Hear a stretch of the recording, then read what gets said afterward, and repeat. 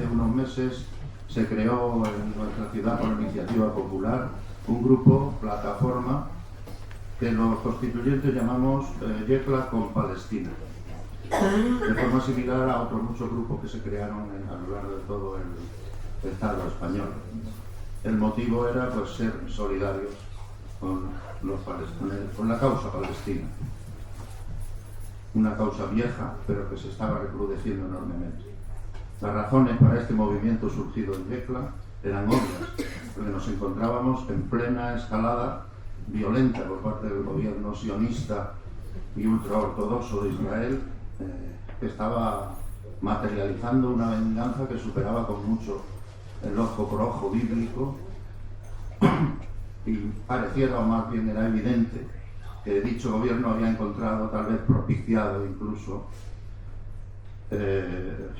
la excusa perfecta para cometer un auténtico genocidio sobre el pueblo palestino, que ya desde principios del siglo pasado y a lo largo de sucesivas guerras venía sufriendo los embates de una expansión descontrolada sobre dicho territorio, tanto en Gaza como en Cisjordania, y todo ello además en contra de las numerosas resoluciones, más de 50 de la ONU, que condenaban y siguen condenando esta expansión colonizadora.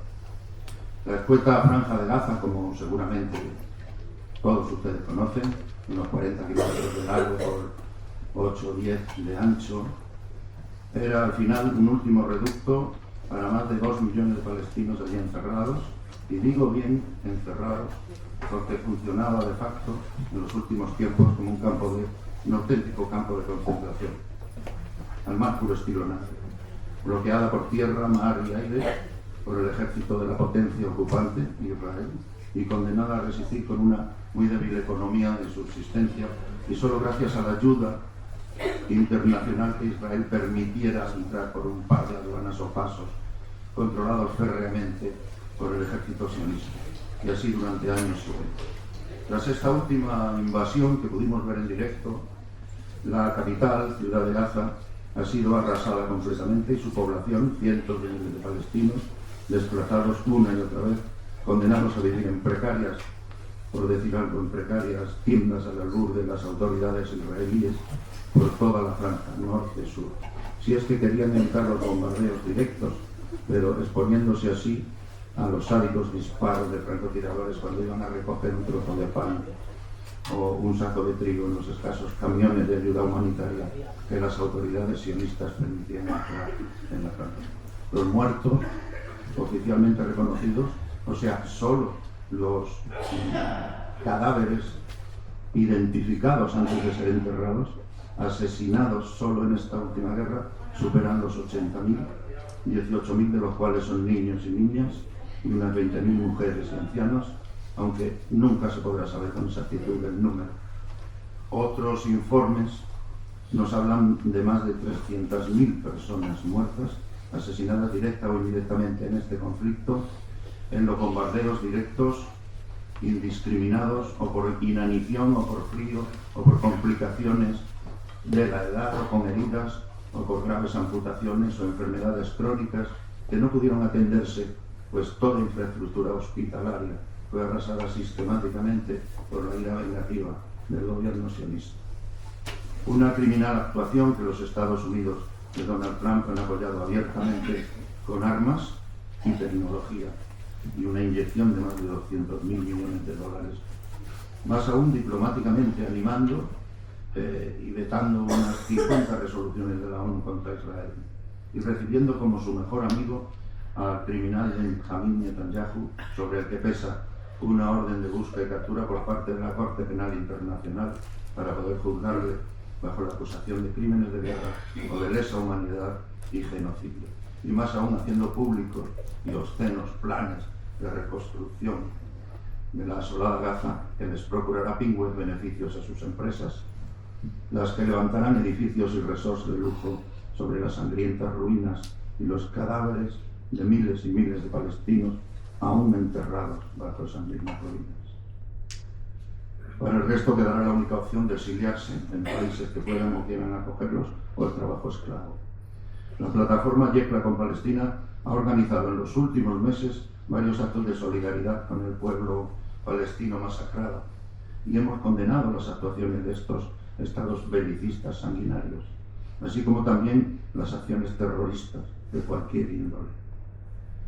Pero desgraciadamente también hemos tenido que denunciar la escasa reacción que los países de nuestra comunidad europea, entre los que nos encontramos, han tenido hacia esta actitud claramente criminal del gobierno sionista de Israel. Reacción que no ha ido más allá de la denuncia formal de lo que solo algunos se han atrevido a llamar genocidio o plantear la vieja y legal solución de los dos estados. Por cierto, con España a la cabeza de estas mínimas reparaciones humanitarias. Está claro que se ha dicho en diferentes foros, desde la ONU a Bruselas, pero sin las acciones taxativas que solo los gobiernos tienen en sus manos, como podría haber sido ruptura de relaciones diplomáticas, embargo de todo comercio y muy especialmente el cese total del comercio de armas con el país sionista.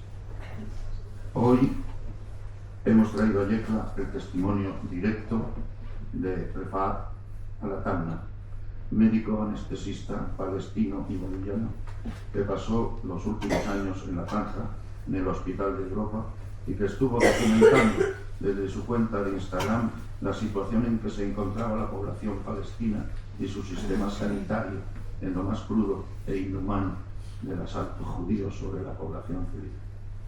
Hace unos meses Refaat fue rescatado por una iniciativa popular surgida de la ONG Hola Gaza y acogida a su familia toda. Tiene 6 hijos y esposa por parte de un director de cine español en principio. Desde que llegó a España se dedica a dar cuenta de su experiencia donde se lo solicitan y por mi parte nada más, les dejo con él. Me comenta que puede y debe haber un diálogo que está dispuesto a contestar todas las preguntas y dudas que se le planteen desde el público.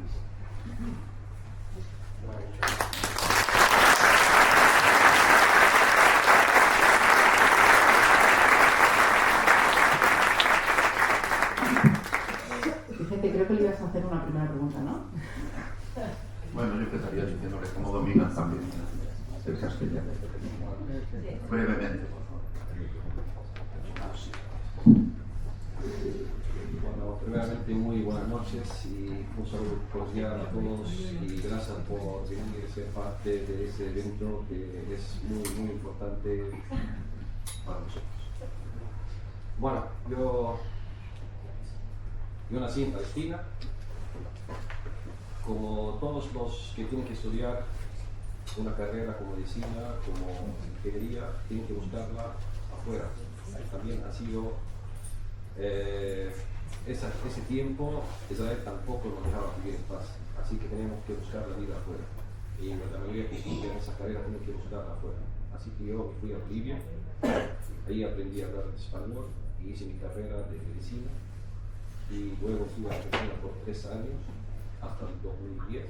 Y en 2010 fui a Palestina para ver a mi familia que no había visto hace 10 años, que era de visita solamente un mes, 2 meses.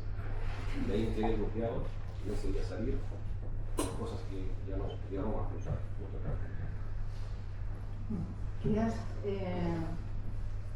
dar paso a las imágenes o prefieres que vayan? Bueno, hablaré de 2 temas. La gran parte sería... Se oye muy flojito. Sí, sí.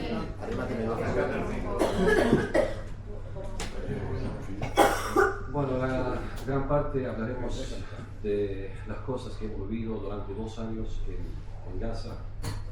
La mayoría han visto esas imágenes, han estado de muy cerca a través de los medios, a través de contacto directo con personas en Gaza. Pero yo, como han mencionado, que soy médico, trabajo en un hospital europeo, soy padre de 5, bueno, ahora son 6 porque nació en camino. Eran 5 que luchaban por ellos para sacarlos y rescatarlos fuera de Gaza. Bueno, antes del 7 de octubre no sabía, no era gran cosa porque vivíamos un bloqueo y por un motivo que no podía volver.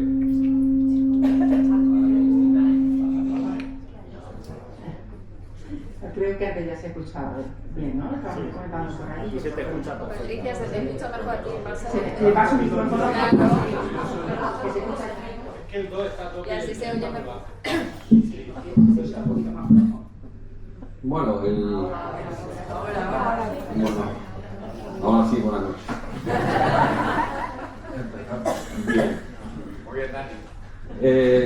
La verdad, todos ustedes están al tanto de lo que está pasando en Palestina, pero no sé la información que tienen en general sobre la causa palestina. La causa palestina no comenzó ayer ni anteayer. Comenzó en el año 48, donde fue creado el Estado de Israel, encima del territorio palestino a la fuerza, con ayuda de potencias como Gran Bretaña y Francia. De ahí empezó el sufrimiento del pueblo palestino. En el año 48 empezaron los judíos a masacrar a pueblos, a expulsar a muchos palestinos a otro lado de Palestina y afuera de Palestina. Eso se llama el Nakba, que es un desastre, porque ha sido fatal para los palestinos que han sido expulsados a la fuerza. Israel en ese tiempo cometía masacres en ciertos pueblos y dejaba a unos vivir para ir escapando a otros pueblos para contarles lo que han visto, para dar más terror a los próximos pueblos para que vayan escapando y no tengan que luchar más contra los palestinos. Por eso han logrado ese tiempo ocupar mucha parte de Cisjordania, Jerusalén, y en caso de nosotros, nuestros abuelos han sido expulsados a Gaza. Nosotros originariamente somos de Cisjordania y lograron ocupar gran parte de Palestina. Es una entrada para que entendamos un poco. Y de ahí Israel no dejó de seguir ocupando territorios a la fuerza como lo están haciendo ahora en Cisjordania. Muchos lo ven, como los colonos entran a quemar las casas de los palestinos, a dispararlos, a obligarles a salir de su casa. Los colonos entran bajo protección del ejército de Israel, obligando a la gente que abandone sus casas. Imagínate una casa donde estás viviendo en tu pueblo a 40, 50 años y viene un colono que viene de un país europeo para quitarte todo. Y no podés defenderte, porque lo que tiene el control es la policía israelí, que nunca nos defiende a nosotros, simplemente vienen al lado de los colonos, que son una organización protegida por ellos. Ellos lo mandan a hacer eso. Y bueno, entonces todo el tiempo que estuvimos en Gaza, había bloqueo antes del 7 de octubre, la gente apenas podía vivir. Yo como médico trabajaba en un hospital europeo, estuve trabajando durante 7 años, desde que empecé a trabajar después que mi vuelta de Argentina, y nunca cobré mi sueldo completo. Cobrábamos el 20%, el 30%, y el resto se quedaba guardado hasta tener una solución, porque Israel tiene el control de todo. Ustedes saben, Gaza tiene solamente frontera con Mediterráneo, mar, y no podían pasar más de 9 o 10 kilómetros, prohibido. Si pasas te disparan, y la única salida para nosotros era por Egipto, vía terrestre, para agarrar después del Cairo cualquier avión para viajar. Y para salir había que pagar dinero antes del 7 de octubre. Si querés viajar, tienes que pagar 300, 500 dólares para poder viajar. Si no pagas, tienes que esperar 1 año, 2 años hasta que te viene un turno. Y del otro lado es Israel, que no podíamos pasar. Así que todo el tiempo había los grupos de resistencia que trataban de defendernos, de tratar de bloquear a Israel que no siga agrediendo al pueblo de Gaza. Y hasta cierto punto podíamos tener algo de vida. Pero el tiempo que he vivido allá, he pasado una guerra del 2012, el 14, también había el 18 por una semana. Había guerras cortas en el 20, el 23, y algunas guerras que duraban 50 días, 30 días, había bombardeos, ataques, pero no era de esa magnitud que hemos vivido durante 2 años, y había víctimas. Entonces, digo...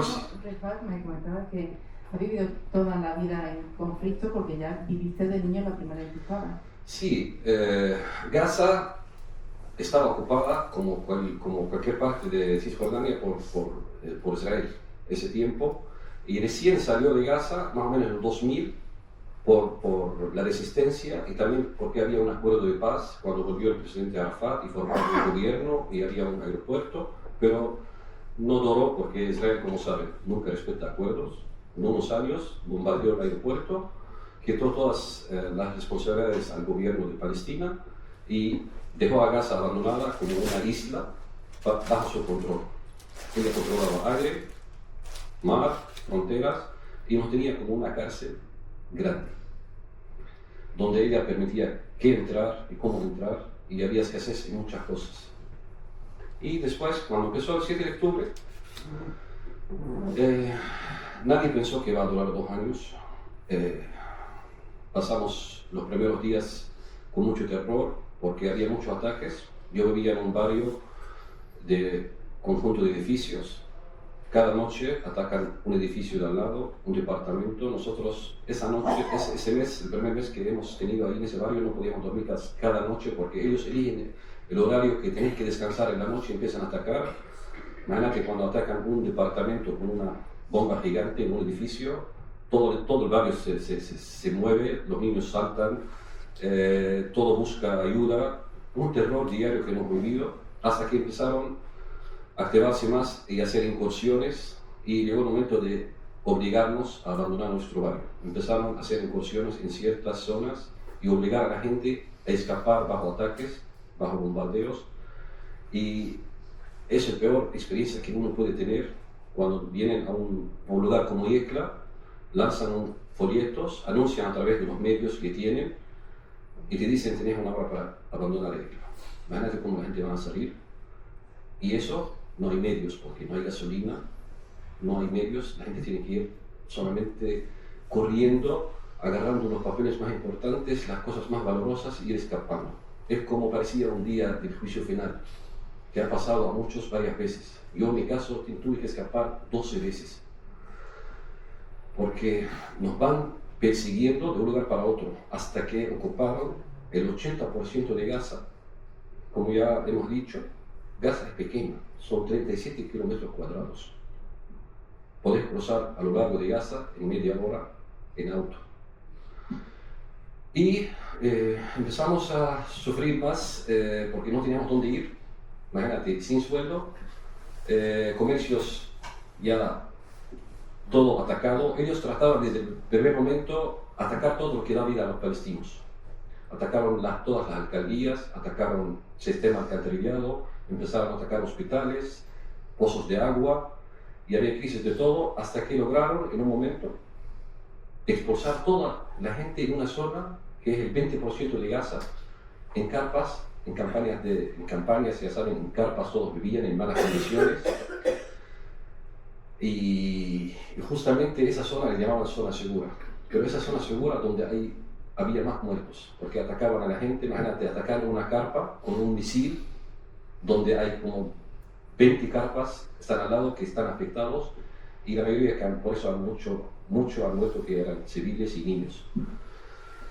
Así que, bueno, a lo largo de esos 2 años estuve trabajando como médico, haciendo mi trabajo, y al mismo tiempo tenía que tratar de proteger a mis niños. Y no había forma de protegerlos porque no había lugar seguro en toda Gaza. El lugar que Israel llama seguro era el más atacado.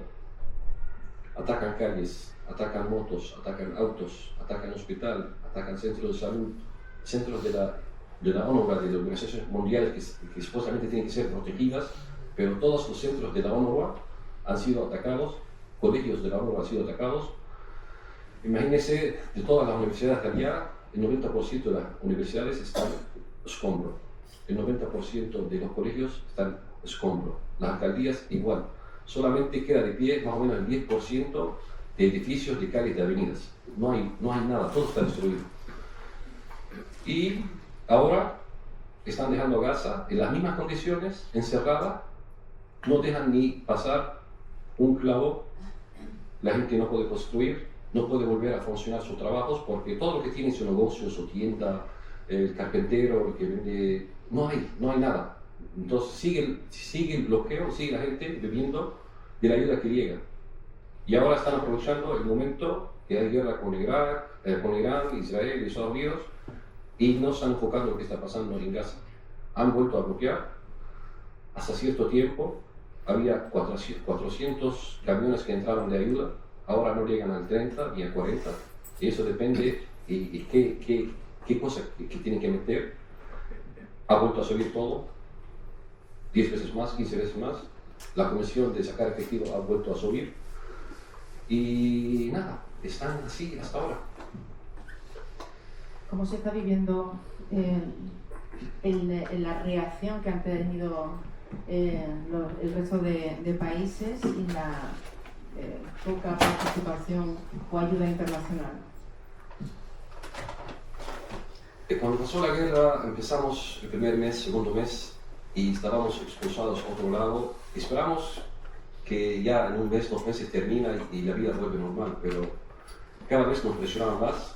En vez de volver a la vida normal, había más incursiones, había más matanzas y nosotros esperábamos una reacción porque las imágenes que llevaban al mundo, que nosotros veíamos en vivo, eran fatal. Niños partidos. Yo como médico he visto imágenes en el hospital que para mí son una trauma. Hasta que estoy pensando ahora en España cambiar de especialidad porque yo trabajo como anestesiólogo y terapista. ¿Cuántos niños he visto sin cabeza? Es todo. Pero, bueno, esa gran cosa que duele, que siempre hablo de eso, no aguanto.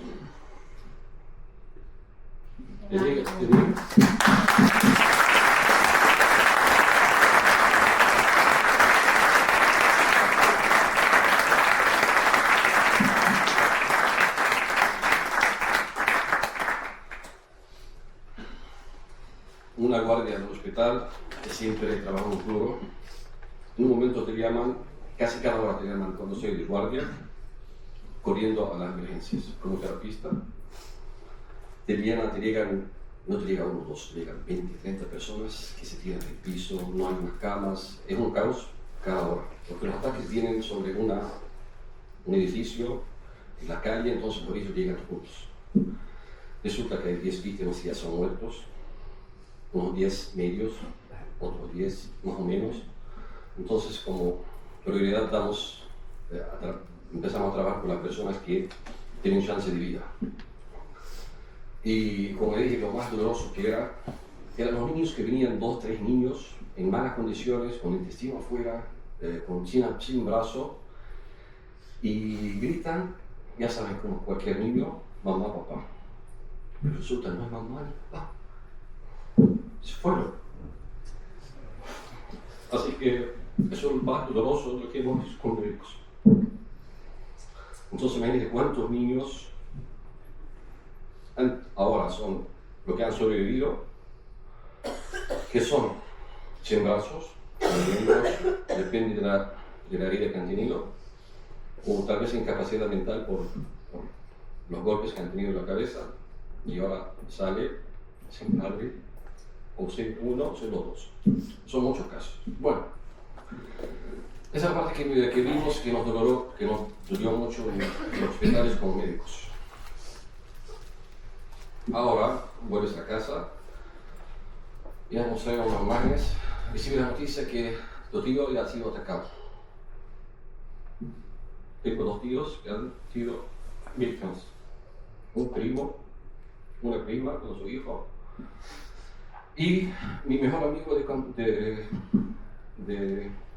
que hacía guardia conmigo fue atacado, murió con su esposa, que es médico también, con los 2 papás que él tiene, y solamente se quedó a salvo una bebé, que ha sido gravemente herida, pero gracias a Dios la salvaron y está con vida. Ahora ella está con vida, son su papá, mamá, sin abuelos.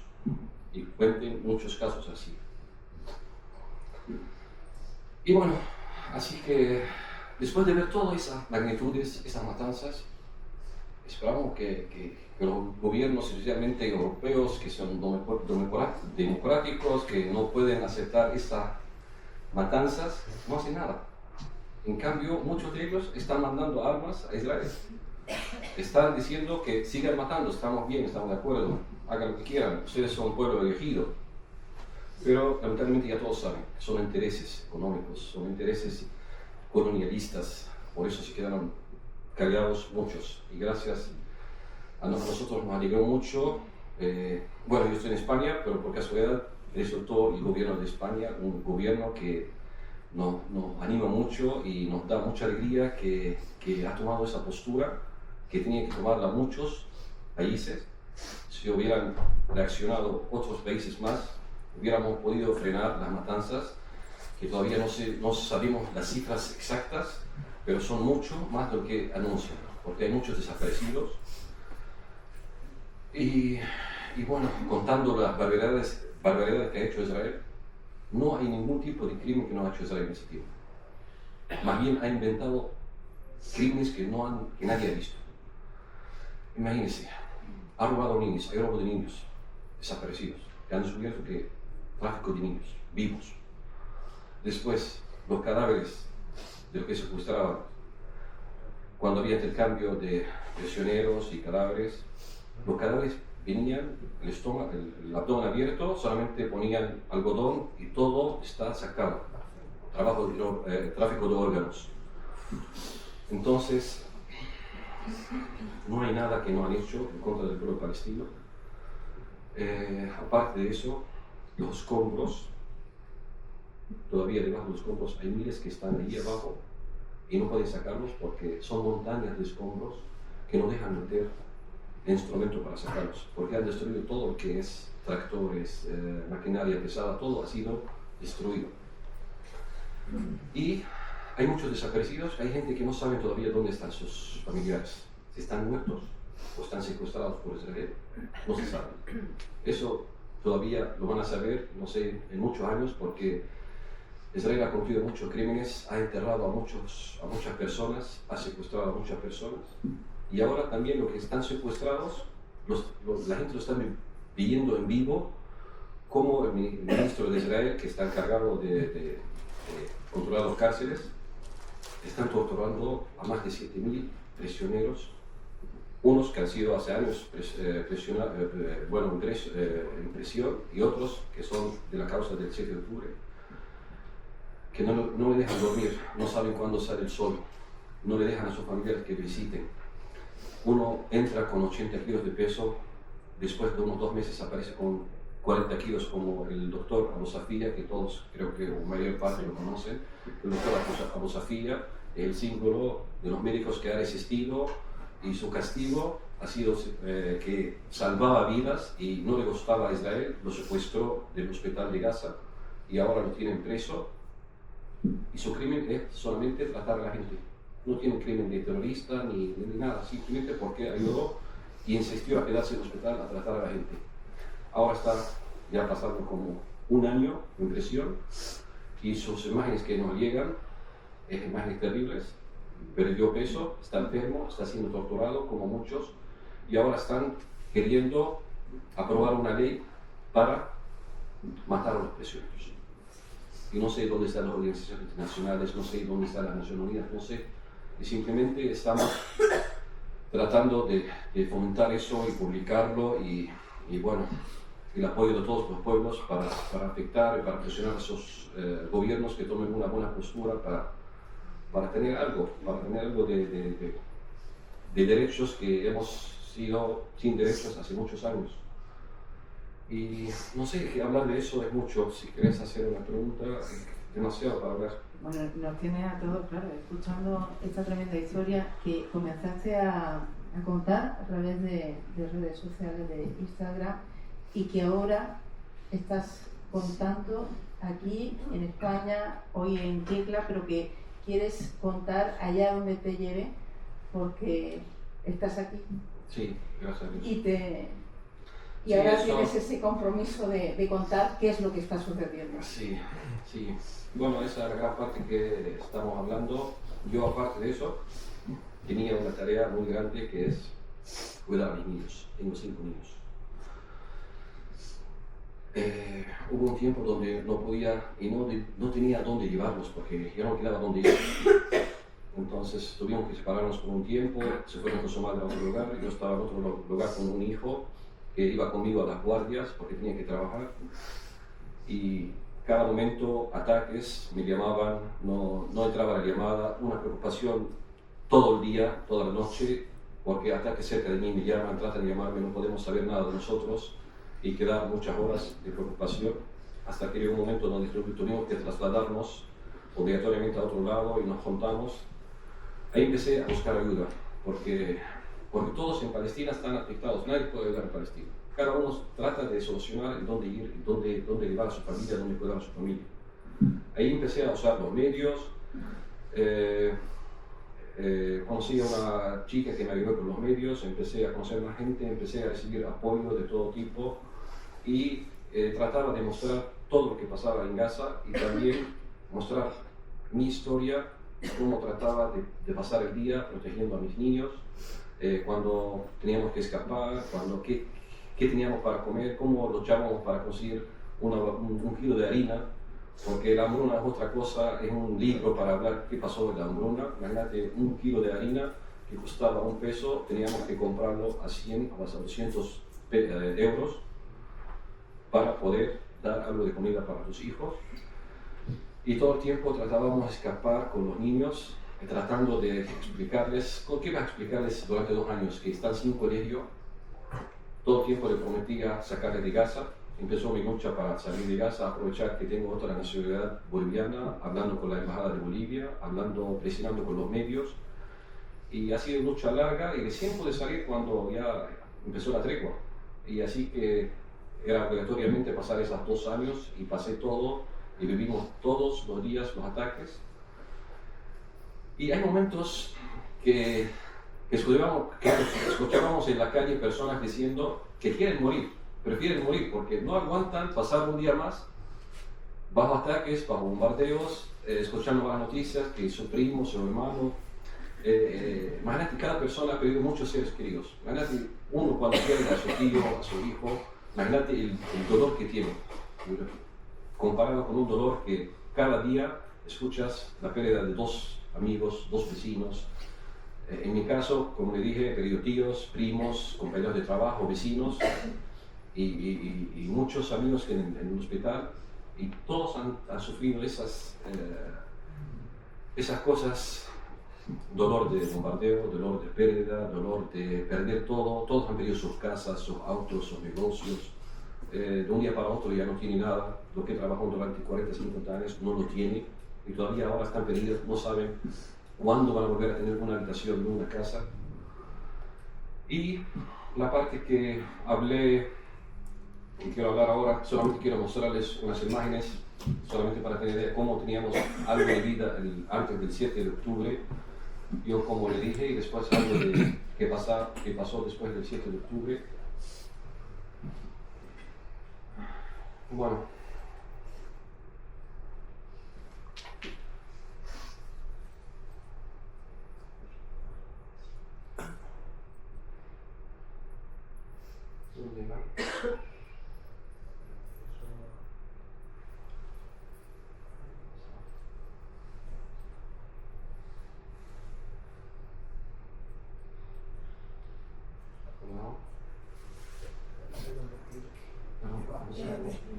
No, para volver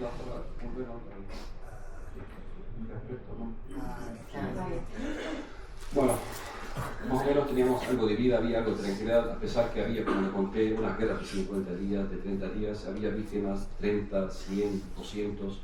Estas imágenes son antes del 7 de octubre. Antes del 7, eso más o menos hace un año antes, o meses antes. Esa mi hija Celine.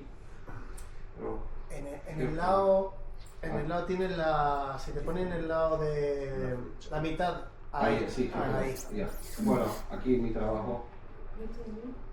Hace unos años anteriores, mi hijo menor, mis 2 hijas, mi madre, por si acaso, también ha sido una víctima de ese genocidio, porque necesitaba una medicación para la coagulación y no la podíamos encontrar, y justamente a los días le dio un derrame cerebral, ahora está semiparalítica, está con fisioterapia y está con dificultad en una vida.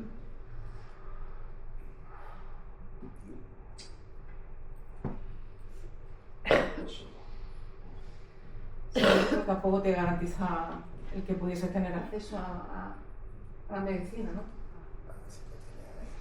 ¿Cómo? Digo que ser médico tampoco te garantizaba tener acceso a la medicina. No, lamentablemente no. Pero, bueno, imágenes rápidas, solamente eso no hay. Hasta cierto punto no hay esas imágenes desastrosas, había colegio, había de todo. Y bueno, voy a la parte más interesante, más importante que nos importa aquí. Aquí ya después del 7 de octubre. Las imágenes ya se notan como estábamos todos. Eso cuando fui a verlos donde estaban alojados, lo podía ver cada 2 semanas cuando podía. Ese tiempo no tenía dinero, no tenía sueldo, no tenía nada. Y simplemente tenía que partir mi tiempo entre el hospital y entre estar en centros de recibir ayuda. Imagínate, tenía que estar como 3 horas en una fila en unos colegios que hacen los colegios como un centro de recibir ayuda. Tenía que estar 3 horas para recibir, por decirte, un papel higiénico, un jaboncillo, un queso que no te alcanza para un día. Después, a la semana tienes que hacer lo mismo. Entonces no era gran ayuda para una familia de 8 personas que apenas alimenta a una persona. Y tenía que buscar cómo conseguir. Eso mi refugio. Había bajado el peso, tenía que hacer todas las cosas solo. En esas condiciones teníamos... Bueno, la tarea diaria era terrible porque no hay agua. No tenía agua. Tenías que comprar agua para lavar y agua para tomar. Tenías que comprarla por baldes o por, si tenés baldes grandes, llamar a uno que te cargue para un día, para 2 días. Y mayormente, como teníamos en ese lugar, había como 40 personas viviendo en esa casa. Había pequeños, había un solo baño, donde hacía fila para entrar al baño. Agua tenía que buscarlo todos los días. Teníamos que cargar batería, no hay electricidad porque todo fue destruido. Cada uno se maneja con batería de auto, batería de moto. Tenías que ir a buscar dónde cargarla. Anteriormente cargaban en los hospitales porque tenían generadores.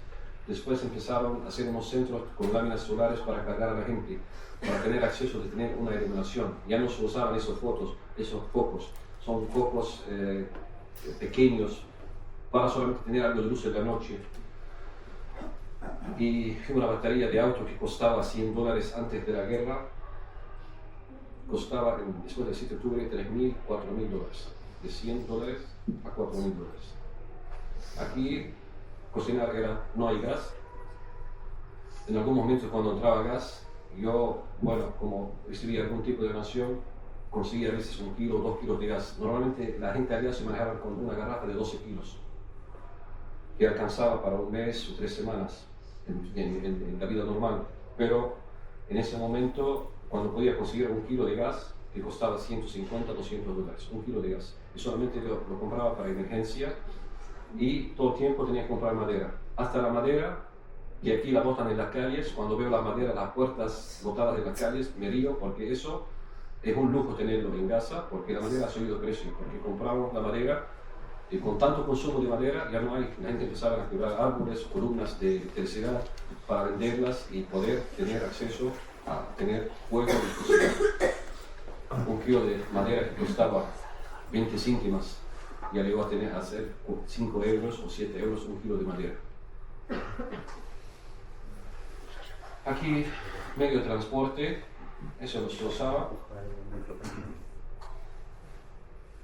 Y como la gasolina, 1 litro de gasolina que costaba como aquí más o menos, iba a costarte $100 1 litro de gasolina, por eso nada funcionaba. También han sido atacados muchos autos y muchos taxis que han sido eliminados, destruidos. Entonces había que ir en burro o en tuk-tuk. Aquí en terapia estoy tratando de reanimar un víctima de los ataques. Aquí yendo a mi trabajo en burro. Aquí también con mis hijos íbamos aquí cocinando. Aquí esa bolsa de harina son de 30 kilos. Allá la gente consume mayormente harina, pan. Entonces, esa bolsa es de Naciones Unidas. Eso daban a la gente supuestamente antes del 7 de octubre en forma gratuita cada 3 meses te toca unas 2 o 3 bolsas que te alcanzan para 2 o 3 meses. Ahí funcionan los centros de las Naciones Unidas. Son clínicas, centros de salud y también centros de repartir ayuda como esa. Esa bolsa normalmente cuando la compramos era 30 shekel, más o menos como 5 euros. 5 euros. Pero ahí cuando la conseguí pagué $500. Yo, gracias a Dios, he tenido algún tipo de ayuda que podía a veces conseguir algo así. Pero mucha gente no tiene $500. No hay trabajo, no hay ayuda, no hay nada. Aquí, en un auto, con nuestras cosas, trasladando a otro lado. Aquí el barrio de mi familia, que ha sido totalmente destruido. Aquí en mi lugar. Aquí, imagínate, una noche tuvimos que escapar y ese momento ha sido muy difícil porque no sabíamos a dónde ir. Una hora antes empezaron a atacar en el barrio, después anunciaron que todas las manzanas de esa parte tienen que ser evacuadas. Y salí y en el camino estaba pensando a dónde ir. Y mira, la noche, no hay electricidad, no hay luz. Y lo peor con los niños, que han tenido que sobrevivir y ver todo eso. Es en otro refugio, es un lugar, es la casa de una hermana de mi esposa, donde tuvimos que alojarnos unos 2 meses y después ellos tuvieron que salir de ahí porque esa zona fue atacada. Salimos juntos. Es un plato de ensalada, perejil, cebolla, perejil, tomate, pepino. Eso no cuesta ni medio euro. Pero en ese tiempo, casi 30 euros para tener ese plato solamente de ensalada. Solamente un pepino, unos 2 tomates, un perejil, que costaba como 20 veces más. Bueno, aquí, como decía, la batería hay que cargarla. Una batería de auto que pesa como 35 kilos, hay que cargarla todos los días. Aquí conseguimos huevo. Mis hijos no habían visto ese huevo hace 5 meses. Y solamente no hay gallina, no hay nada. Son a veces personas que han tenido una reserva de algunas gallinas criollas que el precio del huevo también era como 30 veces más caro. Solamente para dar el gusto compramos unos 10 huevos. Para dar el gusto. Sí, nada más. Y después esperar los 3 meses.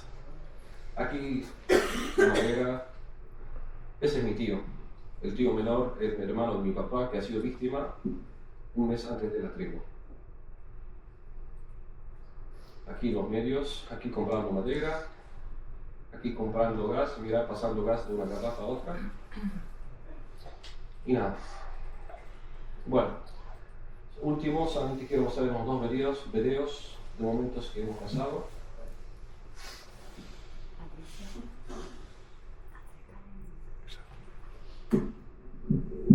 Bueno, estamos, tío, bueno.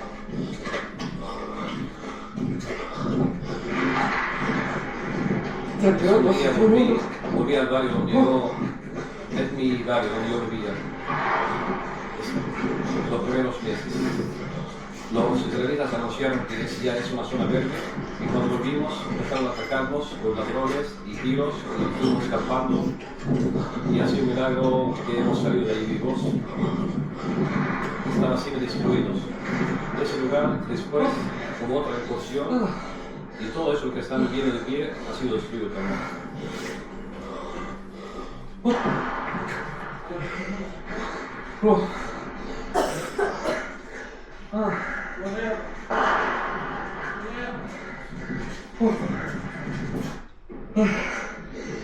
Cuando empezamos a alejarnos de la zona, ahí había drones que estaban atacando y enseguida había 3 víctimas y nadie podía salvarlos porque hay momentos que está atacado. Quien salva vida es atacado. La gente trataba de recuperar algunas cosas que no podía llevar antes. Y hay muchas personas que no siquiera podían llevar las cosas y dejaban tiradas en la calle. Bueno, llegamos un poco a la de salir.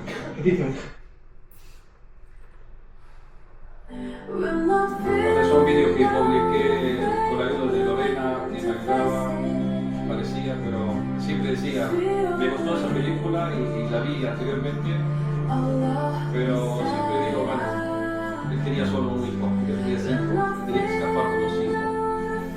Y durante 2 años, que han sido muy dolorosos para nosotros. Ese es nuestro barrio. Lo estábamos viviendo después de la segunda revolución. Ahí mi departamento fue eliminado, solamente volví al barrio y alquilé un departamento en un y quedé ahí un mes y al mes nos obligaron a salir nuevamente. No nos dejan tranquilos, por decirte, explotarte. A ver, Acaban de atacar dentro del hospital europeo. eso es mi guardia. Acaban de atacar. Yo justamente estaba sentado aquí, aquí. descansando, Estaba a tomando 10 un café, metros y del ataque. cayeron 3 misiles a 10 metros de mí donde yo estaba. Aquí. Y otro. Es el hospital europeo donde trabajé. Después de 2 días de ese ataque, evacuaron el hospital y ocuparon toda la zona. Y desde ese momento el hospital Atacan el está fuera de hospital servicio. europeo. Justamente Está a de 10 pie, metros. pero no Estaba me yo. puede sacar ese hospital. Me llegó todas partes. Bueno, ahora no puedo hablar mucho. Nada más. Así que bueno. Una pregunta. Sí, está bien con eso. Es algo que quería mostrar. Digo que cómo se puede seguir grabando cuando está en tu vida en juego, pero hay que contarlo al mundo.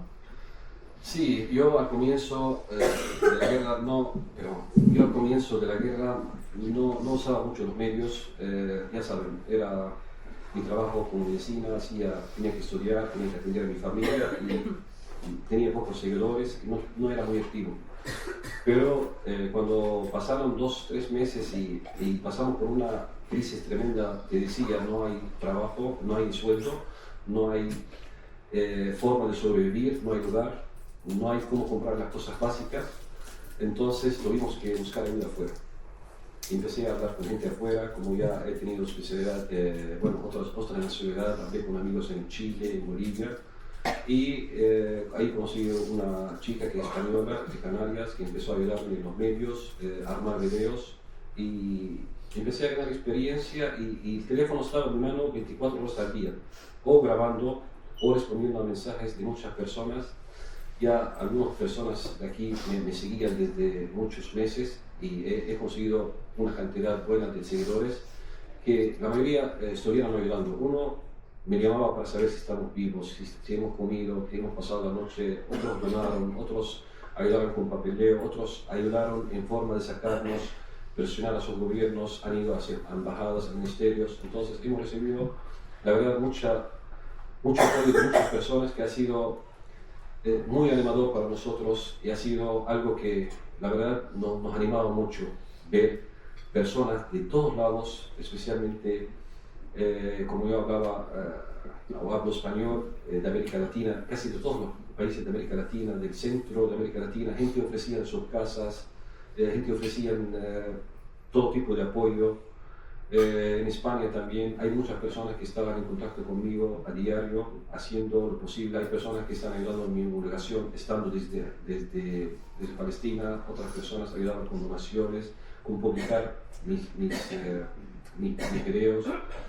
Y ha sido, la verdad, algo que era como recompensa de todo lo que no hacían muchos gobiernos.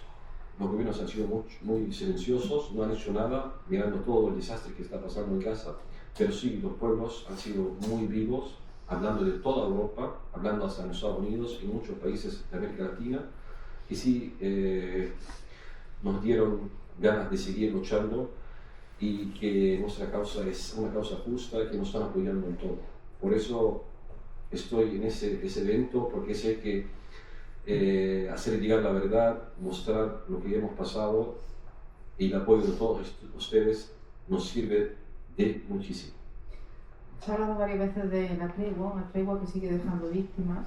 Es la falsa tregua, no tregua, es la falsa tregua, es el engaño de Israel. La tregua era una tregua que Israel tiene que cumplir ciertas cosas que no ha cumplido ni siquiera el 5%. En cambio, los grupos de resistencia han hecho todo lo que tenían que hacer, de entregar los rehenes, de dejar el poder, de hacer todo lo que tienen que hacer, lo han hecho. Israel no ha hecho 5% de lo que tenía que hacer, de levantar el bloqueo, de meter material para la construcción, de sacar a los heridos. Hay miles de heridos que están esperando ser evacuados. Todos los días hay víctimas de esos heridos que no alcanzan a ser tratados porque tienen que tratarse afuera, ya porque el sistema está colapsado, no dejan meter hasta material y equipos médicos y no han cumplido nada. Así que por eso es falsa tregua y sigo ocupando. La gente no puede entrar al mar ni siquiera a pescar un pescado, no puede salir de Gaza por la frontera con Egipto, y las pocas personas que han podido entrar o salir en esa tregua son solamente decenas y han tenido maltrato, han sufrido en el camino, lo torturan, lo ponen en malas condiciones para que entre, para que salga de Gaza. En este tiempo también han nacido tu sexto hijo, en lo que estabas... Sí, ese tiempo, bueno, los últimos meses descubrimos que mi mujer estaba embarazada, algo que no fue planeado, pero no era fácil hacer ese control, no era planeado y estuvo embarazada. Y justamente cuando conseguimos el permiso de salir, nos llegó la noticia que México está colaborando con Bolivia para sacarnos por Israel porque ya no hay frontera con Egipto. Entonces logramos salir por Jordania en octubre, el pasado octubre, y mi mujer ya estaba más o menos le faltaba 3 semanas para dar a luz. Entonces tuvimos que quedar en Jordania y hacer una cesárea a la semana y quedar 2 semanas hasta que se recuperó para poder seguir viajando y llegar a España. Así que mi sexto niño nació, gracias a Dios, en Jordania. No sé si alguna de vosotros tenéis alguna pregunta y si incluso probamos a que la lancéis desde donde estáis o queréis que... Tengo la voz alta. Solamente quería decirle que viendo lo difícil que es salir, y allá en Europa se aprobó la exportación, o sea, y los conservadores están haciendo palmas.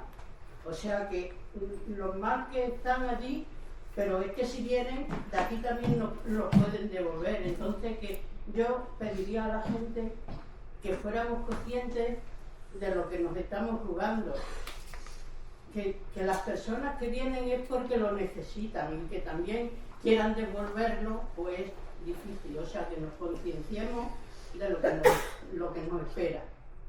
Solamente quería decir eso. Por aquí, María.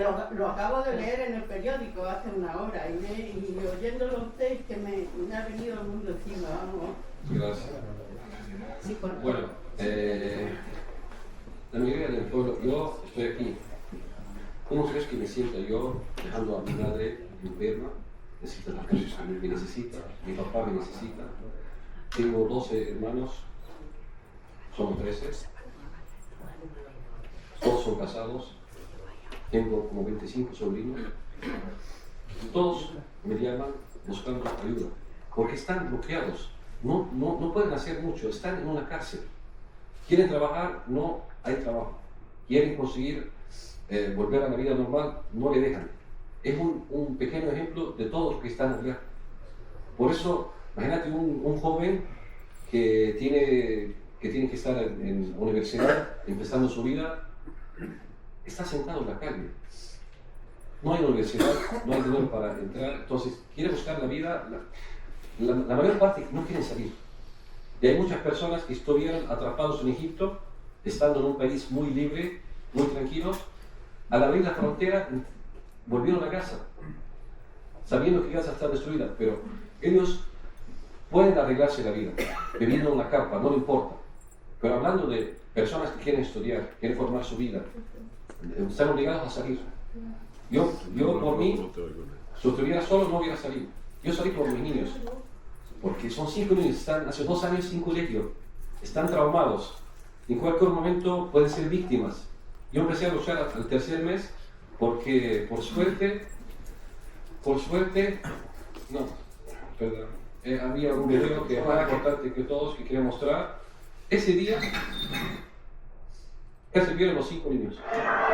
Miren ese video. Esa es la puerta de mi casa.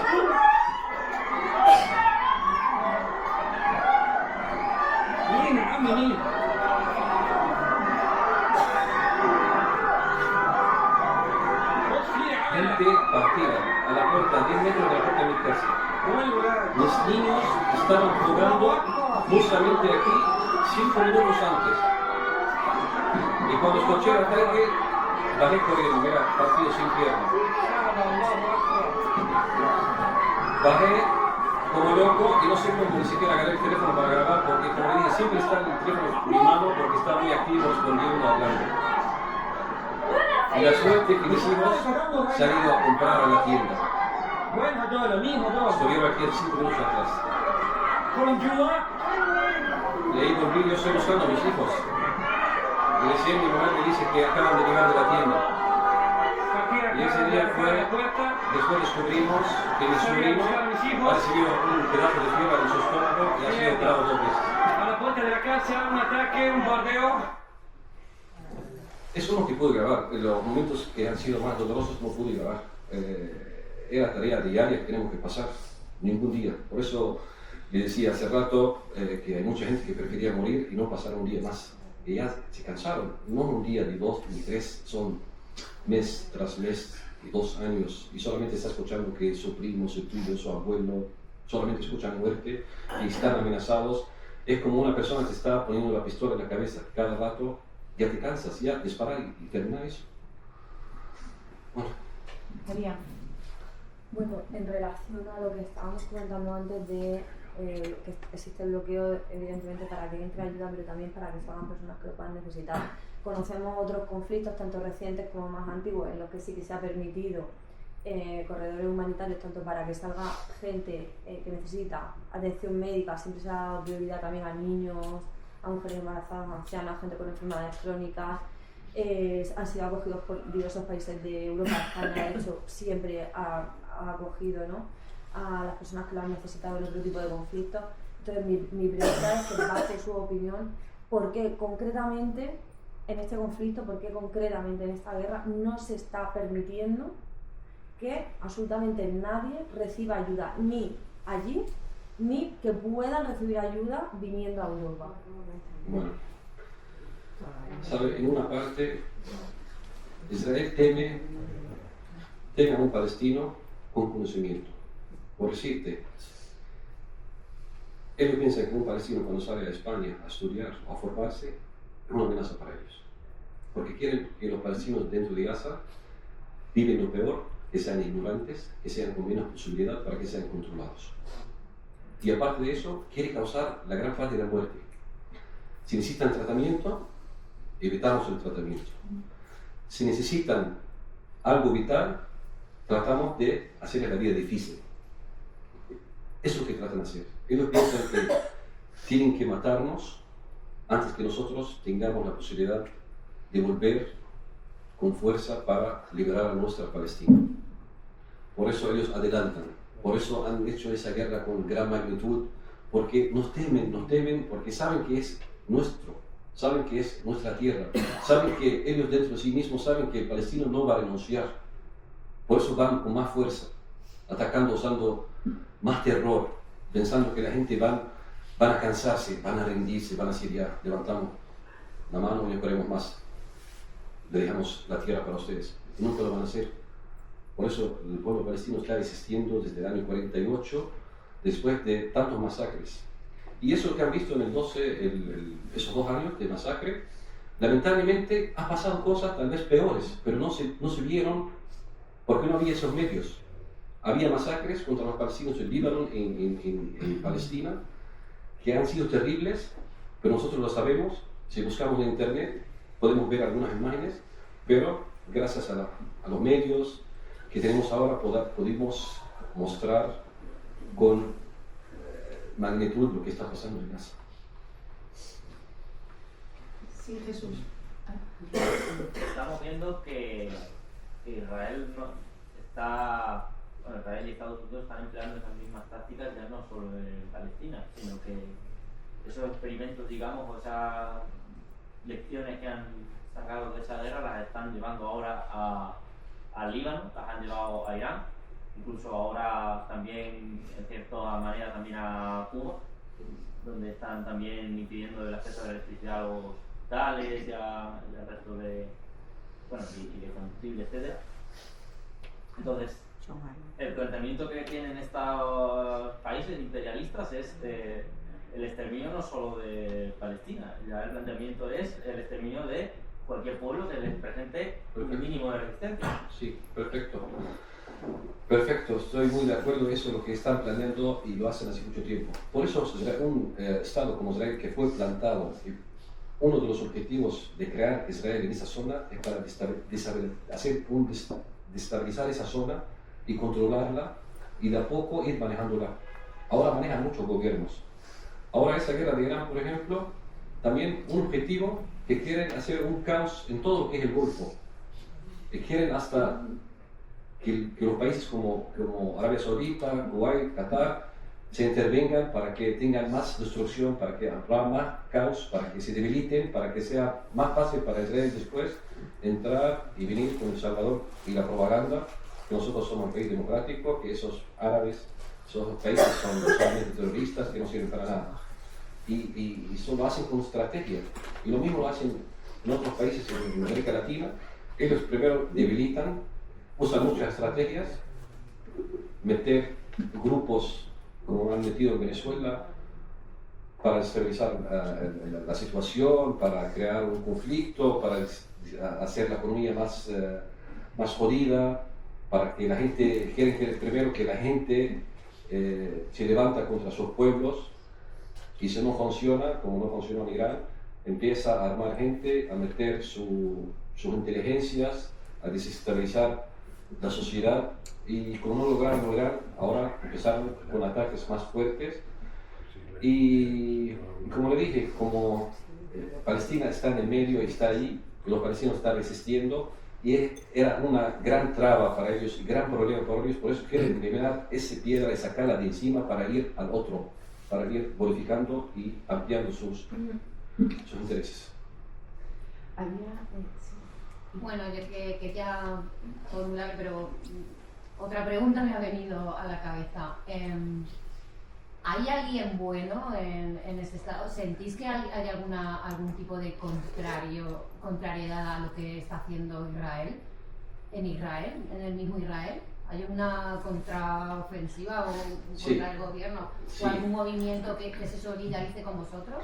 Sí, la sociedad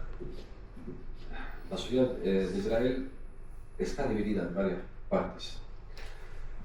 Pero volvemos unos años atrás, antes de esos conflictos y matanzas, había una parte que los judíos orientales, que son más con el pensamiento de ayudar a los palestinos a crear un Estado, bueno, todo es Palestina, pero los palestinos hasta cierto punto aceptaron compartir la mitad, nosotros vimos una mitad y ustedes con otra mitad. Estaban de acuerdo con eso y tenían buena relación, porque hay muchos palestinos que trabajaban dentro de Israel y tenían hasta relaciones con judíos, su dueño es judío, el dueño de la fábrica es judío, entonces tenían hasta cierto punto esa intención de convivir juntos. Pero hay otros más fundamentalistas, que son más que todo europeos, judíos de origen europeo, que no quieren nada, quieren matar, quieren expulsar, quieren todo.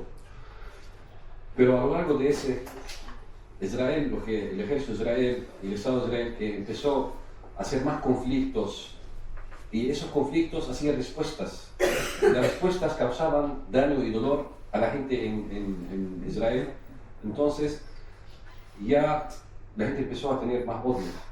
La actitud de Israel, en vez de buscar la paz, está buscando cómo hacer su mismo pueblo odie más a los musulmanes, a los árabes, a los católicos. Entonces ahora está más, la gran parte no quiere, está de acuerdo con lo que está haciendo su gobierno, porque están manipulados. Y lamentablemente los víctimas civiles que sean niños principalmente en Israel, el culpable es el Estado de Israel, es lo que les trae conflictos, es lo que va a atacar a Irak, a Irán, es lo que va a atacar, es lo que está buscando conflictos, es lo que está ocupando. Y los otros solamente se están defendiendo. Y Israel siempre ha sido víctima. Es triste un pueblo que ha sufrido tanto que esté cometiendo un mismo genocidio. pensar eso. Muy bien. Sí, sí, es que, bueno, el Estado de Israel está usando la religión, está usando mentiras, está manipulando con el sionismo, hasta está mintiendo a su propio pueblo para conseguir esos intereses y también intereses de otras potencias fuera de Israel. Por eso, mientras esas potencias están dando la luz verde a Israel, y Estados Unidos, como ha visto en las Naciones Unidas, solamente usa el veto para usar, que jamás se usó tantos números de veto a favor de Israel. Israel tiene que ser muy sancionada, muy castigada por todo lo que ha hecho durante muchos años, pero no lo sabe. Sí. Tú como médico anestesista, supongo que has visto muchas cosas allí. ¿Has podido de alguna forma ver in situ que se está usando munición destructora en las personas? Me refiero, eso de que se está usando desde proyectiles, pequeñísimos proyectiles que se fragmentan miles de partículas y son luego muy difíciles ¿De parte de Israel? Sí, por parte de Israel. Mire, ahí lo que han podido lograr eso, muchos médicos extranjeros y también médicos realmente cirujanos que trabajan en quirófanos, yo como anestesiólogo compartí esos momentos que no sabíamos qué armas pueden causar semejantes heridas, porque había cosas raras que no se han visto ni siquiera para médicos alemanes y americanos que estaban ahí. Y no había forma de investigarlo, pero todo está por investigarse, porque había bombas que causaban grandes heridas, parecía como la consecuencia de las bombas atómicas. En segundos cambia la piel del paciente. Otras cosas, microorganismos que el paciente fue tratado bien, después de 2 o 3 días fallece.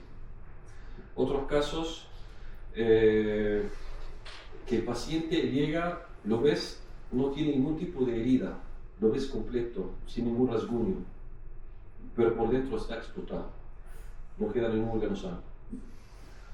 Y seguramente lo que se usó en esa guerra, aprovecharon de experimentar todo tipo de armamento, que sea israelí, alemán, americano, de otras potencias, han aprovechado que no hay ningún tipo de control y ha sido un experimento lamentablemente.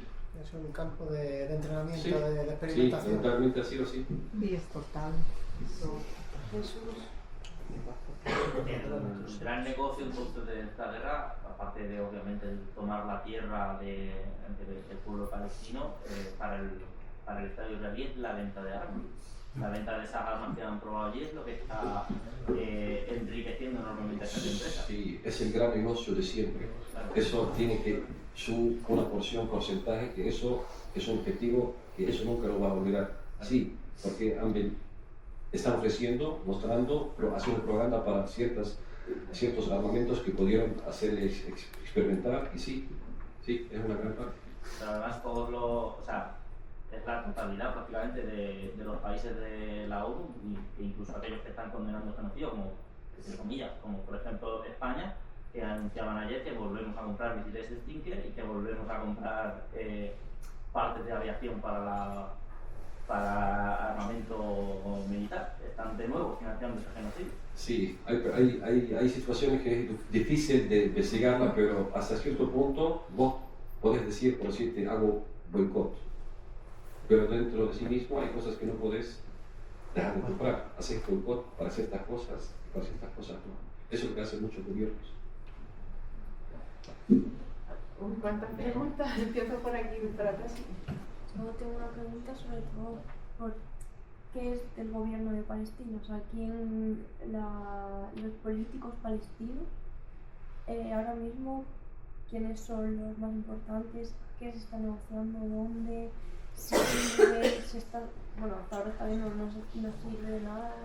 Bueno, usted sabe primero que hay Cisjordania y Gaza y había 2 gobiernos. ¿Sabía eso? ¿Lo sabe o lo explico? Sí, lo puedes explicar.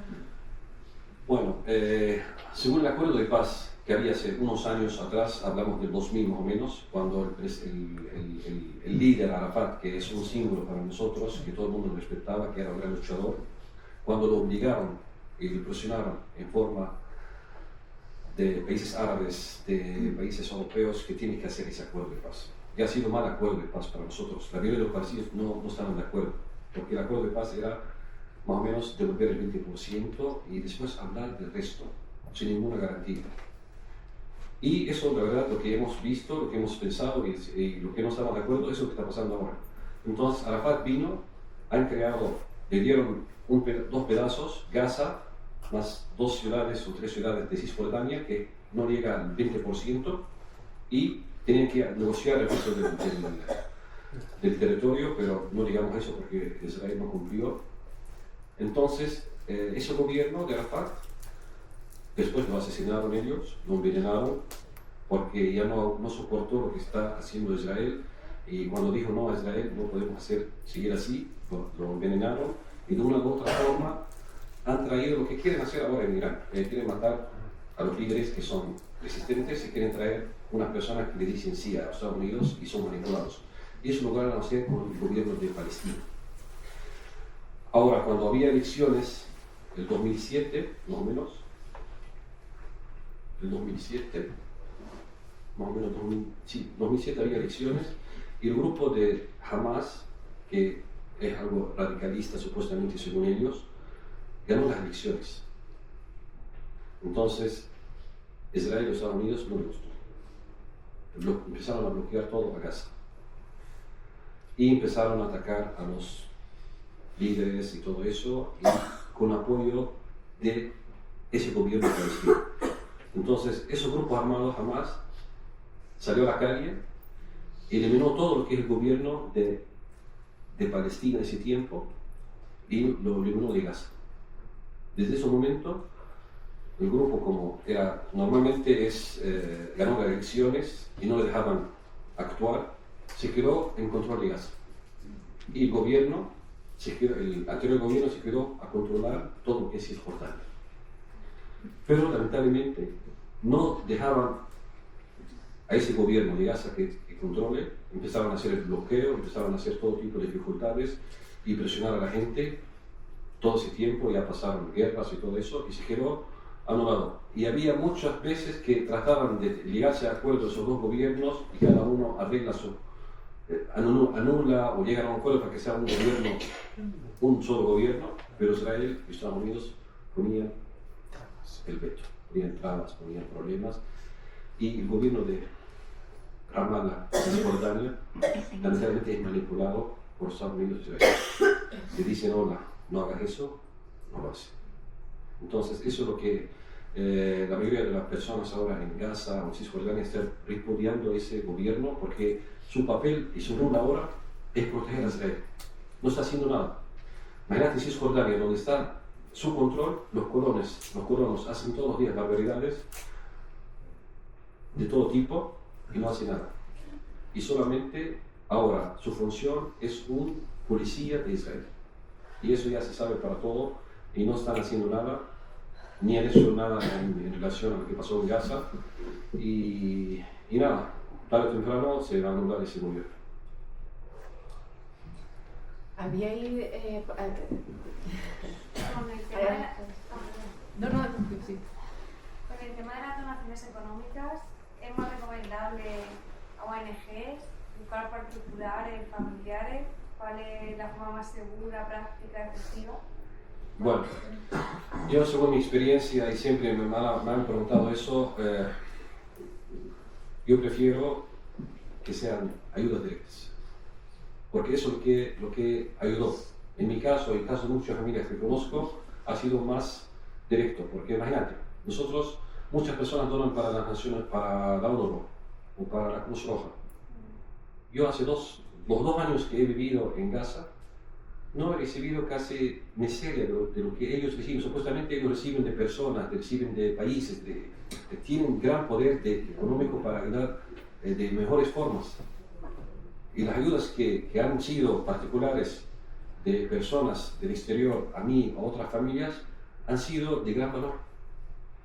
pero siempre sabiendo que esas personas, sí, porque lamentablemente estamos viviendo un caos.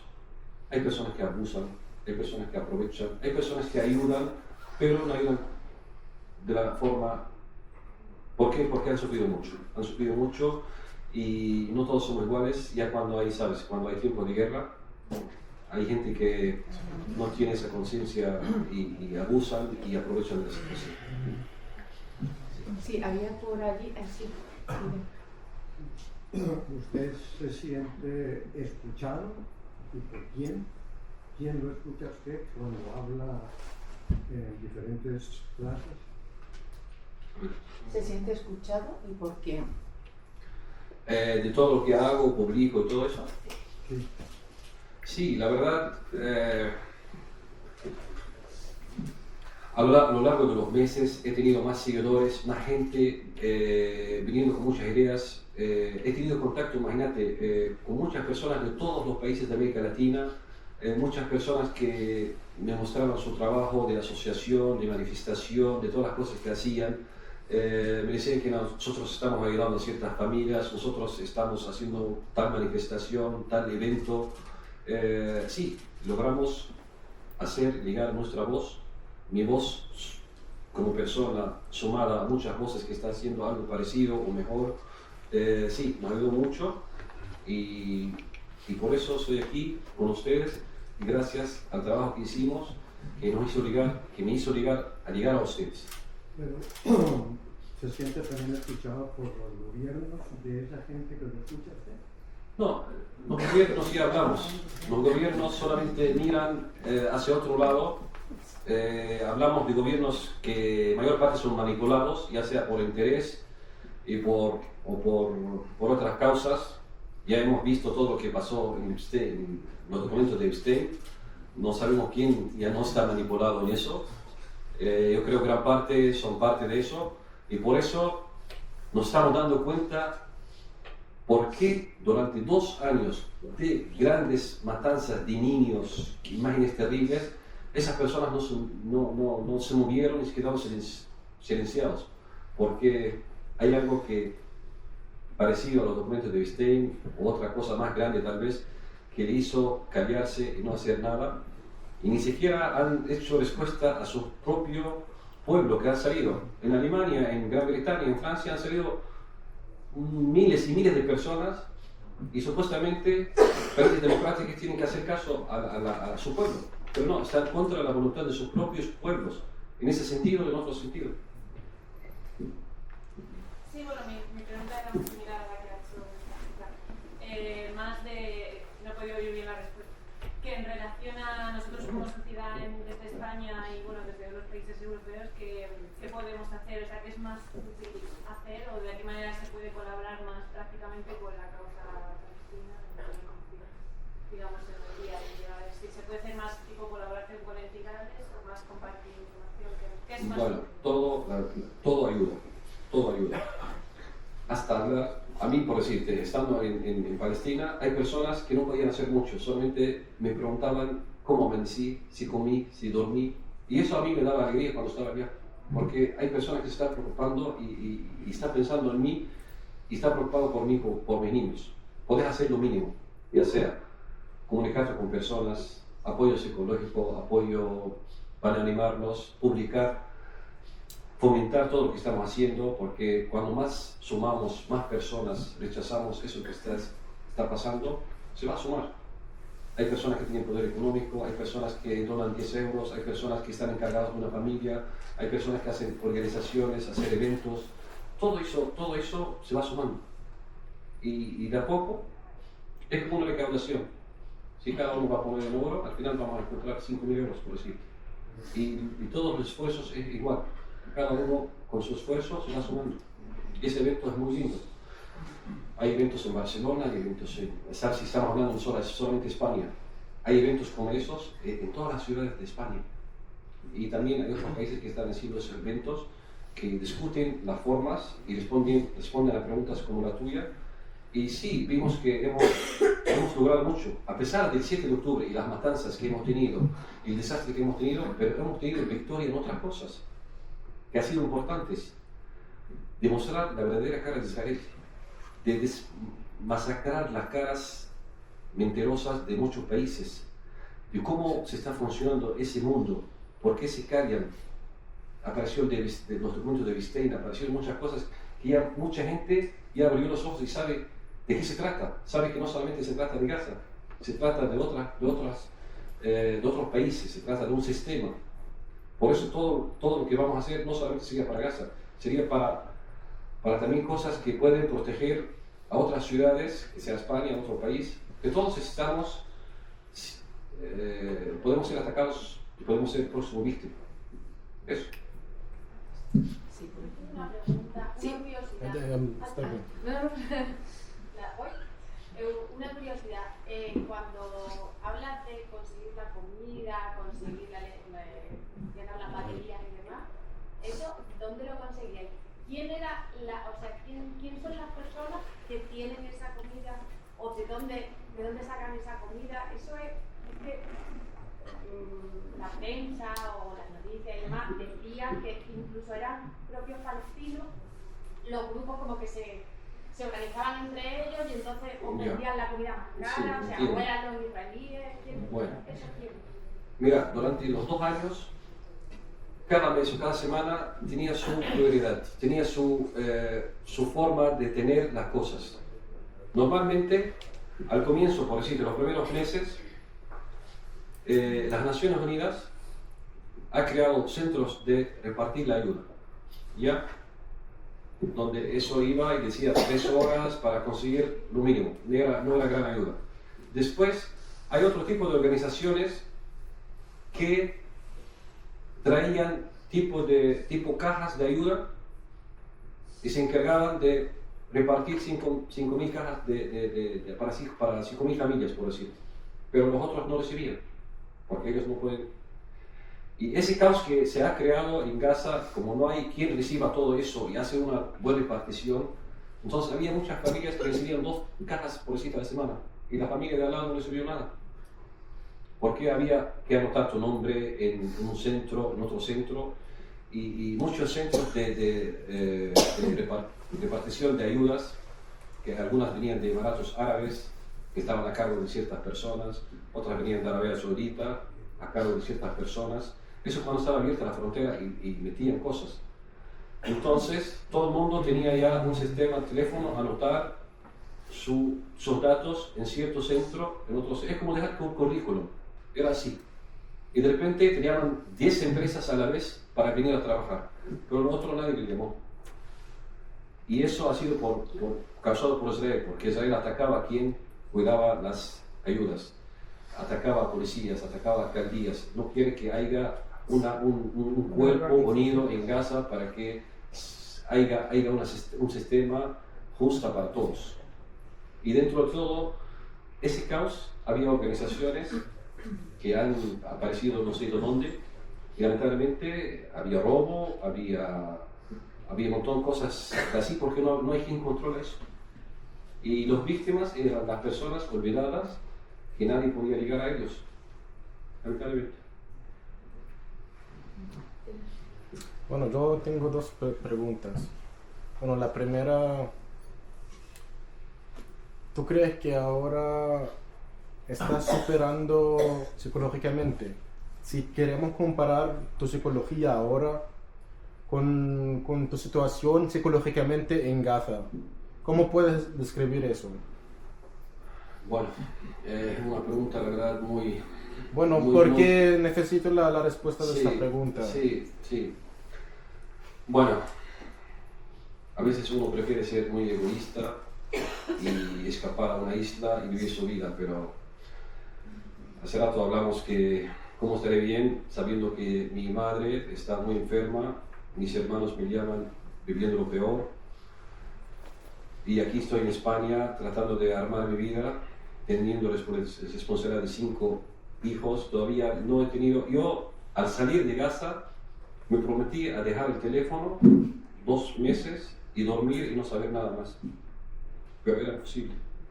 Tenía que seguir por mi familia que está en Gaza, tenía que seguir porque amo mi tierra y tengo que estar activo haciendo algo por la causa palestina. Y también, en parte, empezar una vida aquí con 6 niños no es fácil. Trámites, tú sabes, trámites, asilo, colegios, enseñarles todo y también estar apoyando a mis mismos hijos que están también afectados psicológicamente. Estoy tratando de llegar a una etapa de que estén bien ellos y estar más tranquilo hacia mi familia en casa para ir a pensar en mí. Entonces, ¿cómo es tu día a día psicológicamente? Esto es lo que quiero saber, ¿sabes? Aquí en esos momentos, esos Sí, días. sí, ahora vamos a considerar que estamos en un lugar sin bombardeos, con más paz. No tienes que todo el tiempo meterte en colas para obtener agua. ¿Cómo estás psicológicamente ahora? Bueno, hasta cierto punto hemos tenido alivio en hacer muchas cosas.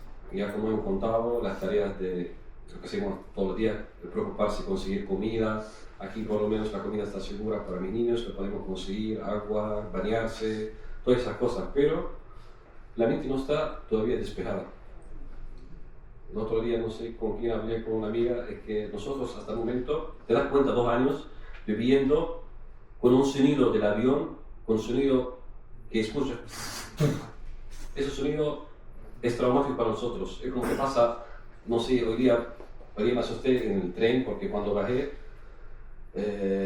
pasó el tren de nosotros, se paró, pero justamente vino otro tren que así, es que pensaba con música ahí.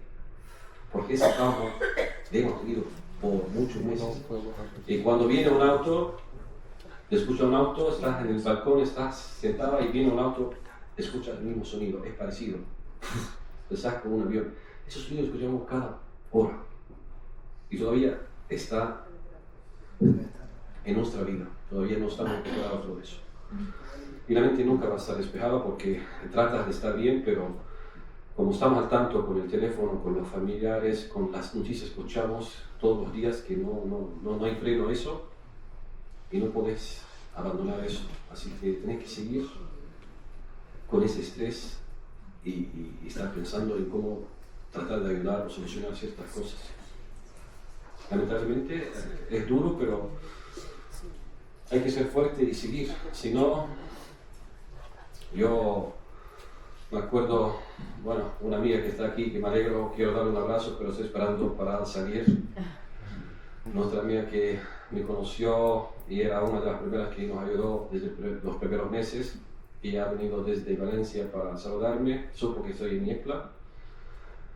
Y bueno, una vez estaba hablando conmigo en vivo y justamente había un ataque cerca.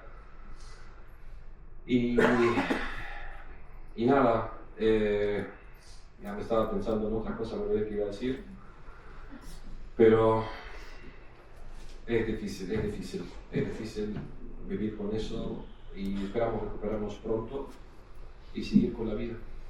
Yo quería darte las gracias porque hayas venido a Yecla, gracias también a la labor tan importante que estáis realizando desde el colectivo al que os podéis sumar. Aquellas personas que estaban preguntando cómo podemos ayudar, pues una de las maneras es también siendo partícipe del colectivo Yecla con Palestina. Mañana hay una concentración, quería hacer una concentración a las 12 en la Plaza 8 de Marzo, iba a decir en el Parque del Tren, en la Plaza 8 de Marzo. Creo que hemos escuchado todos muy atentos el relato y de por qué hay que seguir concentrando. ¿Cómo te llegan esas concentraciones que se están realizando en otros países? Has comentado en España. Ya con esto cerramos ese apoyo, porque hay una falsa tregua que todavía está dejando muchas víctimas, porque todavía para poder empezar ese empezar de cero y el poder reconstruir una vida, hay que hacerlo desde la paz, y cuando la paz haya llegado realmente. De otra manera es muy difícil hacerlo. Justamente hoy día publiqué un video de imágenes de Gaza, las carpas están hundidas, lluvias, cualquier lluvia se hunde las carpas, el agua entra a joder todo lo que hay dentro de las carpas. No hay sistema porque no hay calles, no hay avenidas, todo está caos. Así que sigue, no están dejando absolutamente a dar oportunidad a la gente que vengan y vuelvan a la vida. Todavía no logramos esa fase de volver a comenzar esa vida. Todavía están bloqueados todos, lamentablemente. Y hay que seguir con todos ustedes haciendo todo lo posible para que Israel ya nos deje algo de respiro para volver a la vida normal hasta cierto punto. Y mañana, pues eso, vernos a las 12 en la plaza 8 de marzo. Sí, estaré y me gustaría ser acompañado de todos ustedes. Es un rato que podemos reunirnos y decir no a Israel, no al genocidio, sí al derecho del pueblo palestino que fue quitado hace muchos años.